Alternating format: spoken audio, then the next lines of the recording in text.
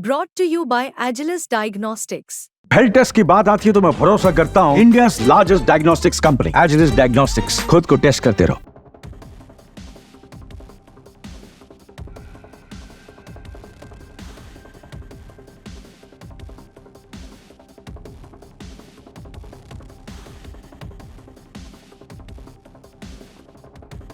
बांग्लादेश में माहौल बिगड़ता जा रहा है। यहाँ कट्टरपंथियों ने एक बार फिर हिंदू मंदिरों को निशाना बनाया। एक के बाद एक 3 हिंदू मंदिरों में घुसकर तोड़फोड़ की।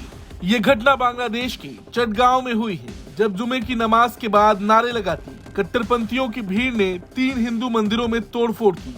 चटगांव में हिंदू संत चिन्मय कृष्णदास ब्रह्मचारी पर देशद्रोह के आरोप के तहत मामला दर्ज होने और उनकी गिरफ्तारी के बाद से विरोध प्रदर्शन और हिंसा देखी गई है। स्थानीय न्यूज पोर्टल BDNews24.com की रिपोर्ट के मुताबिक चटगांव के हरीशचंद्र मुनसेफ लेन में स्थित हिंदू मंदिरों पर हमला 29 नवंबर दोपहर करीब 2:30 बजे हुआ।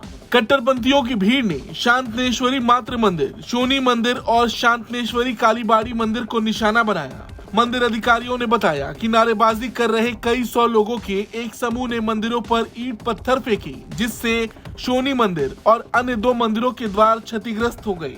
कोतवाली थाना प्रमुख अब्दुल करीम ने हमले की पुष्टि करते हुए कहा कि हमलावरों ने मंदिरों को नुकसान पहुंचाने का प्रयास किया। हालांकि पुलिस ने कहा कि दोनों पक्षों के बीच टकराव में मंदिरों को बहुत अधिक नुकसान नहीं पहुंचा। दोनों समूहों ने एक दूसरे पर ईंट पत्थर फेंके। शांतिनेश्वरी मंदिर प्रबंधन समिति की सदस्य तपन दास ने BDNews24.com को बताया, जुमे की नमाज के बाद सैकड़ों लोगों का जुलूस आया। उन्होंने हिंदू विरोधी और इस्कॉन विरोधी नारे लगाने शुरू कर दिए। हमने हमलावरों को रोका नहीं। जब स्थिति बिगड़ गई तो हमने सेना को बुलाया, जो तुरंत पहुंची और व्यवस्था बहाल कराने में मदद की। दोपहर से पहले सभी मंदिरों के कपाट बंद कर दिए गए। बिना किसी उकसावे के पहुंचे बदमाशों ने हमला कर दिया। आपको बता दें, बांग्लादेश में इस्कॉन के पूर्व सदस्य आध्यात्मिक नेता चिन्मय कृष्णदास को 25 नवंबर को देशद्रोह के मामले में गिरफ्तार किया गया था।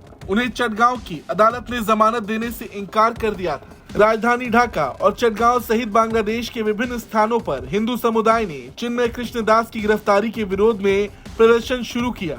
30 अक्टूबर को हिंदू समुदाय की एक रैली के दौरान चटगांव के न्यू मार्केट इलाके में बांग्लादेश के राष्ट्रीय ध्वज का अपमान करने का आरोप लगाते हुए चटगांव के कोतवाली पुलिस स्टेशन में चिन्मय कृष्णदास सहित 19 लोगों के खिलाफ राजद्रोह का मामला दर्ज किया गया था। वहीं इसके बाद भारत के विदेश मंत्रालय ने चिन्मय दास की गिरफ्तारी और जमानत से इनकार पर चिंता व्यक्त की और बांग्लादेश से हिंदुओं और अन्य अल्पसंख्यकों की सुरक्षा सुनिश्चित करने को कहा।